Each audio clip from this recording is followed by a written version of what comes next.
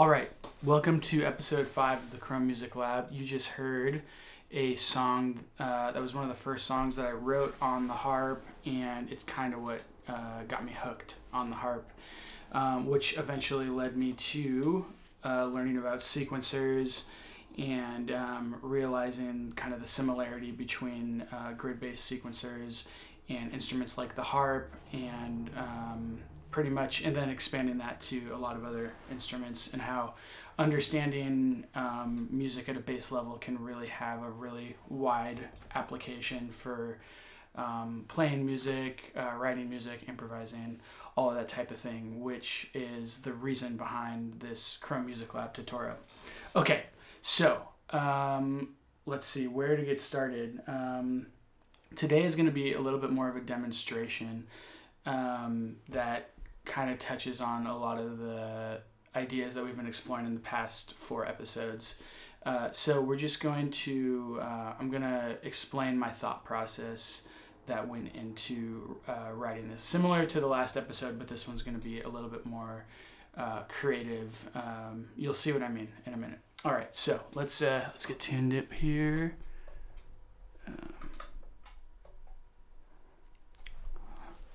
Okay, so you can see I got my song here. We're actually just going to delete this whole thing and start from square one. All right, so before we start putting notes down, we want to get the SongMaker template set up right. So we're going to go into settings, and this song that I had just made up, so let's look at what these settings do. The song that I made up has 8 bars. The stock, when you originally start, it comes with 4. So I'm gonna go to 4 plus it up to 8, and then in order to play the song that I wrote, we need a range of 3 octaves. Usually it's just 2. So got that there. I'm gonna press check. All right. So the first thing that kind of goes into, there's a lot of different ways to start a song. Some people start with a melody, some people start with some random notes they don't even know what they are. What I want to start with is the roots of a couple different chords. So the chord progression of this song. The chord progression of this song is, it starts on an F chord. That's the 4 chord, the fa chord. And then it goes to it starts on the 6th chord. It starts on A minor, the La chord. Then it goes to the 4 chord F major triad, and then it goes to the 2 chord D minor, and then it goes to back to the F chord. So what I'm going to do is I'm going to first find A minor here, okay? So I'm going to go to the beginning, the 1 beat of each measure, and I'm just going to put that root in there. That's kind of how when I was writing this song on the harp, I didn't know what I was really doing, but I was like, I know kind of how chords work, so I would just start with a root and then figure out the notes around it and build a chord.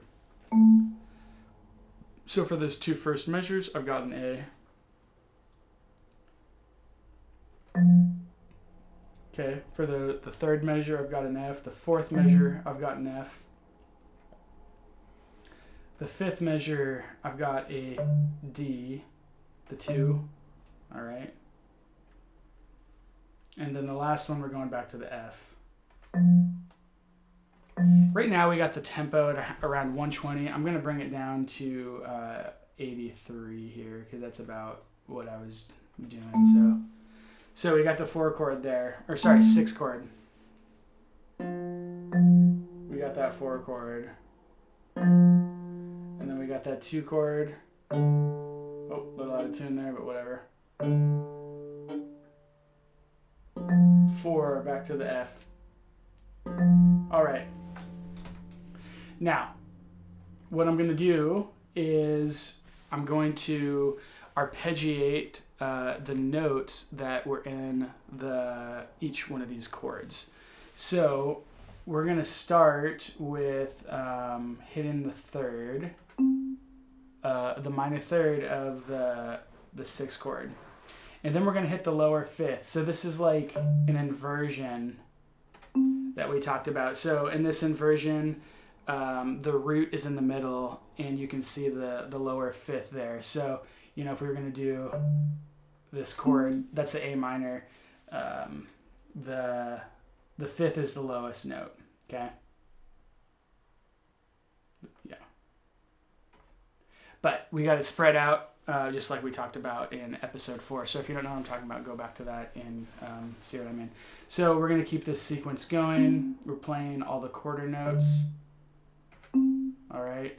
These are all the notes that make up the A minor triad, the 6, the 1, and the 3, except the 3 is in the bass position. All right.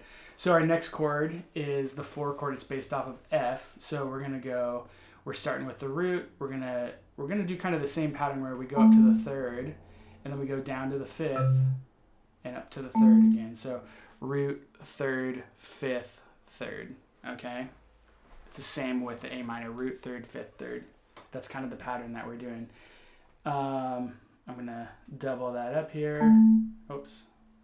So we're skipping every other beat to, you know, we're doing just the quarter notes.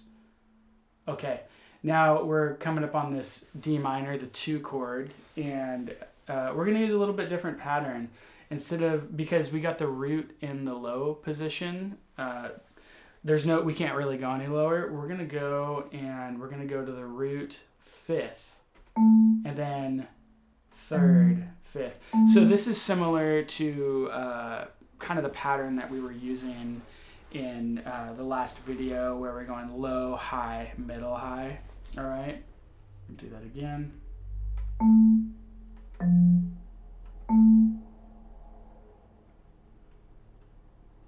All right, now we're back at the 4 chord again, so we're just gonna do the same pattern. We're doing basically when we're doing a different inversion, I'm going like middle, high, low, high. Okay, so it's just a different pattern. It's the same idea, but we're just arranging it slightly different. So this is an example of how you can tweak these ideas. Okay, middle, high, low, high.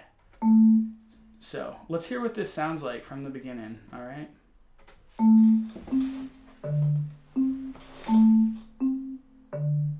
Oh, that does not sound right. And the reason why is because I had the 5th in the wrong place. That wasn't the 5th. There we go. 4 chord. 2 chord.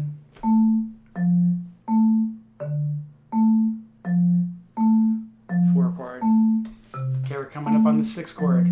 And notice the pattern. It's root, 3rd, 5th, 3rd, root, 3rd, 5th, 3rd, root, 3rd, 5th, 3rd. Of the 4 chord, root, 3rd, 5th, 3rd. 2 chord, root, 5th, 3rd, 5th, root, 5th, 3rd, 5th. And then another 4 chord, root, 3rd, 5th, 3rd, root, 3rd, 5th, 3rd. Okay. High, low, high, middle, high, low, high, middle, high, low, high, middle, high, low, high, low, high, middle, high, low, high, middle, high, middle, high, low, high, middle, high, low, high. Okay, so that we just kind of did 2 different ways of looking at it. The first one was talking about in relationship to the root, what it was, and then just in relationship to like the lowest note versus the middle note versus the high note. And we could really make it whatever we want. We could change the pattern, the inversion, root, 3rd, 5th. We could put that in whatever order we want. And we could also change middle, high, low, high. We could start with, like high, low, middle, high, or whatever. This is kind of where it's up to you. It's up to the creator. So I'm just showing you what I did, And I think what I did is a good place to start because it really establishes the root. That's, it's establishing the chord, okay? You want to establish the chord because that gives order to the harmony. And, it's easier to make it sound good that way. You're welcome to go beyond that, but then you risk it sounding, I don't know, it can sound a little bit chaotic, and maybe that's what you're going for, but I just want to give you the foundation for now, and then you can take it wherever you want. Okay, so we have established a baseline of this song. Now, the next step is, and so like on that's kind of like the left hand or like the bass clef in music. So we want to do a more a high part basically, and this is what you'd be doing with the right hand, either on the piano or the harp or whatever. So we're going to take these same notes of this triad, okay, and we're going to do a slightly different order, and we're going to do them a little bit faster. Right now we're doing quarter notes. We're going to put all of the higher notes in the we're going to put the high notes in the eighth notes, okay? Let's see, we got to find that. So we're going to start with E minor, that's the fifth, or like just the E, that's the fifth,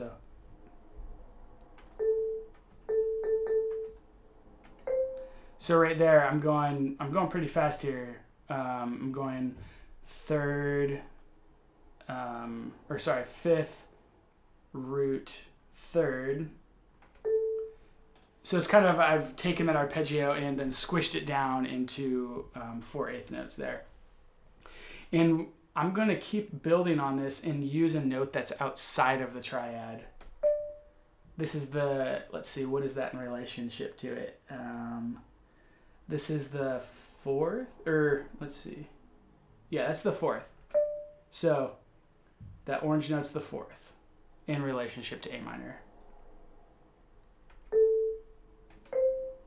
So you can kind of see this pattern where it's based out of the triad, but then it has a note that's on top. Okay?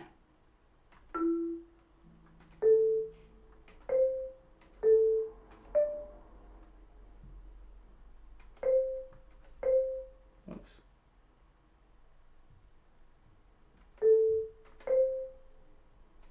Okay.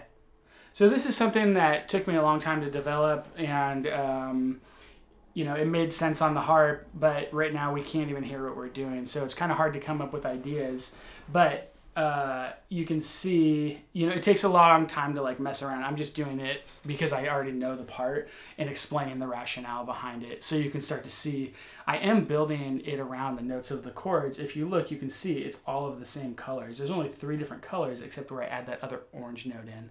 That's kind of like the spicy part. I think of chord tones as kind of like salt. They give, it gives the part of the music, it gives it flavor, or not flavor, it gives it what's the word? It gives it kind of some substance or something. And then we want to add a little bit of spice, a little bit of pepper, which is a non-chord tone, and we have to use it wisely. Otherwise, it can overpower it and take away from kind of the foundation of what's going on. So you'll notice there's only one note that is not a chord tone in here. But it's kind of the thing that gives it distinction. It makes this part distinguished and not just like any other, there's like just, just using the triad. If you're just using the triad, it's going to sound kind of boring. So you want to kind of find a way to make it interesting. So that's kind of what that orange note is. It's the fourth in relationship to A minor. So let's hear what that sounds like. If I can find the mouse. Here we go.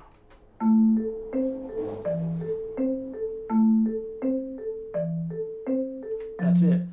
All right, so moving on. Similar idea here. Now we're going to this chord actually has a lot of pepper in it.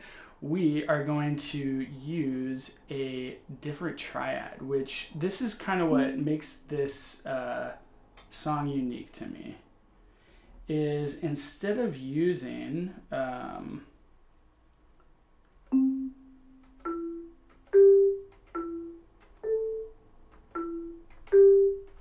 okay, what I did right there, we're playing the 4 chord right here, but in the upper arpeggio, I'm actually playing a 1 chord, okay? So, and this is something you can do. You can take 1 chord in the bass, like a 4 chord, the F chord, and then in the other hand, the upper harmony, the upper arpeggio, you can take something like a 1 chord. And basically, just to give you a window into something more advanced, what that is doing is the F chord creates a 1-3-5, and then the 1 chord, what would it be?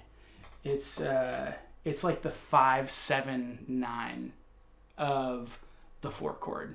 All right, that might seem kind of complicated, but the 4 chord has its own 1-3-5, and then by adding in the C chord, the 1 chord, it gives it a 5-7-9. So it's a more complicated harmony. These notes are all pepper notes. Okay, these are notes that they give it, they're not as settled as if you were just playing chord tones. It's a little bit risky. So when you're doing something like this, you want to be a little more careful. You don't want to overuse it. Okay. So there's just one technique, and we'll talk more about kind of these more advanced harmonies as we go. But right now, this is the only really weird one, okay? And you'll notice it's kind of the same pattern here as the beginning, because it's like low, middle, higher, middle, high, middle, okay? Now, from here, for the 4 chord, it's low, middle, high, middle, higher, middle, high, middle. It's the same exact pattern. All right, we're going to double that up here.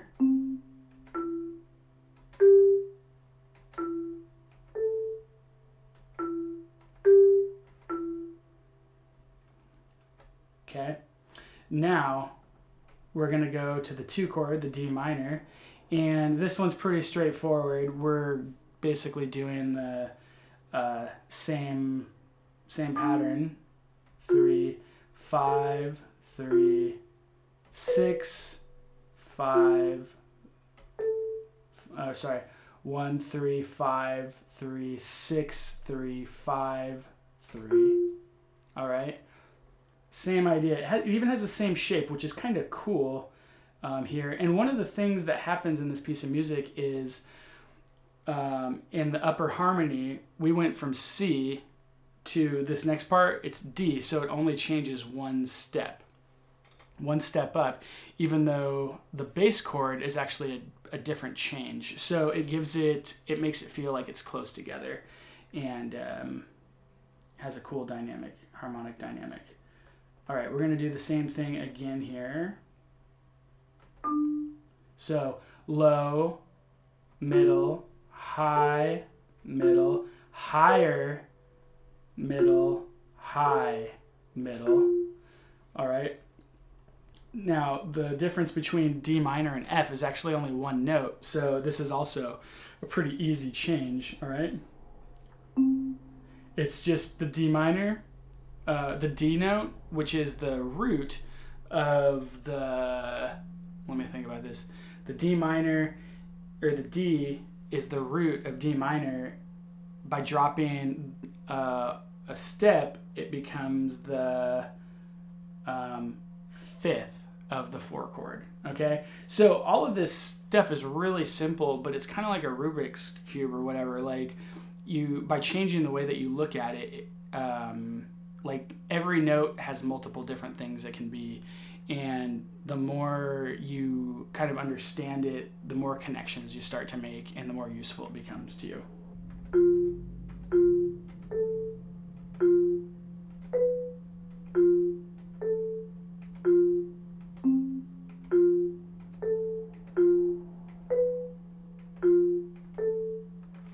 Because it's the last note, I'm doing a note that's I could do the same one that I did here, but I'm gonna use that note to lead in to the beginning again. All right, so let's hear how this sounds. 6 chord, 4 chord,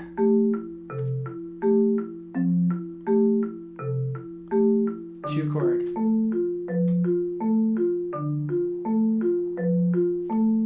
4 chord.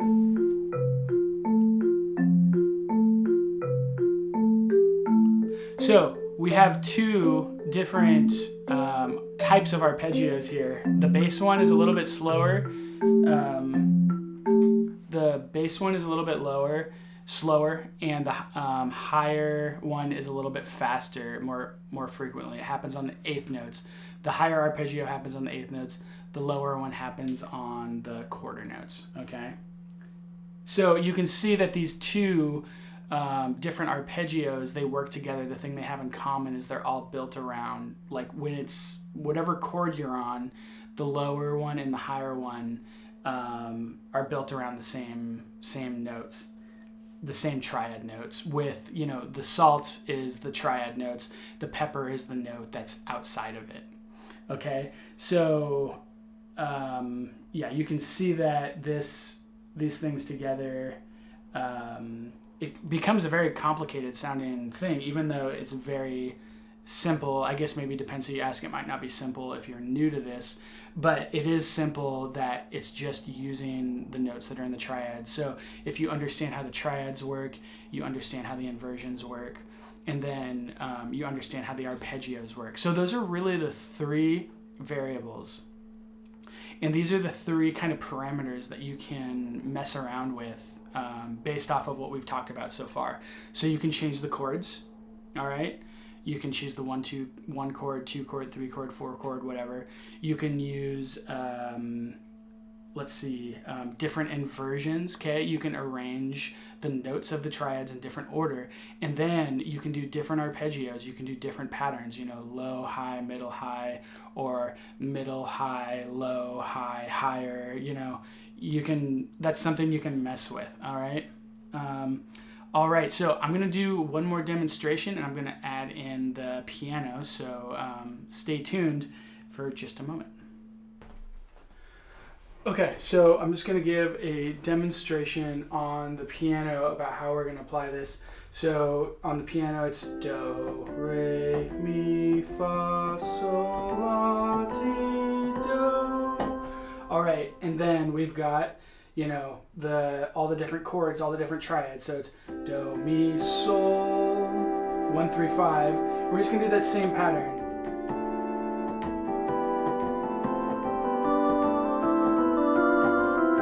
So we did the 1 chord, the 2 chord, the 3 chord, the 4 chord, the 5 chord, the 6 chord, the 7 chord, and the 8 chord. Okay, and then we also have all the different inversions of each one of those chords. Okay, so we have the C chord, root 3rd, 5th. Okay, and then we're going to take this and put it on top.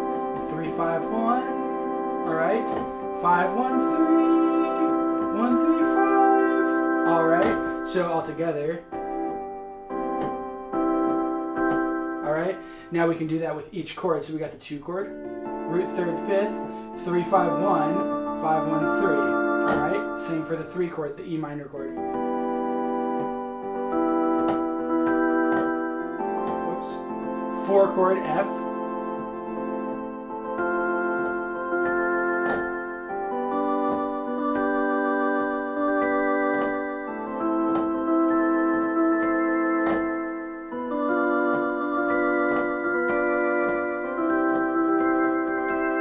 Okay, so for this song, it starts in A minor, and then it goes to the F chord, the 4 chord, and then it goes to the 2 chord, D minor, and then it goes back to the F chord.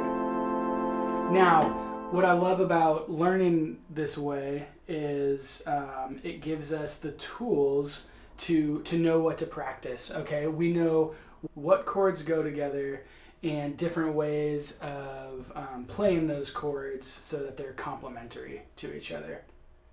Okay, so what we're going to do is we're going to pull up this song, and I'm going to play along with it.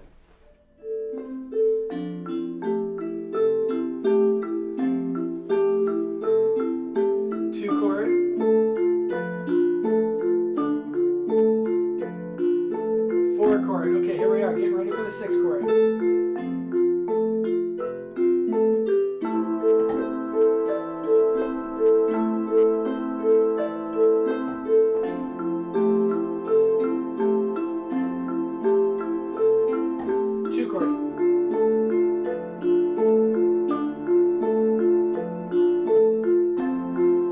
Start playing around with some inversions.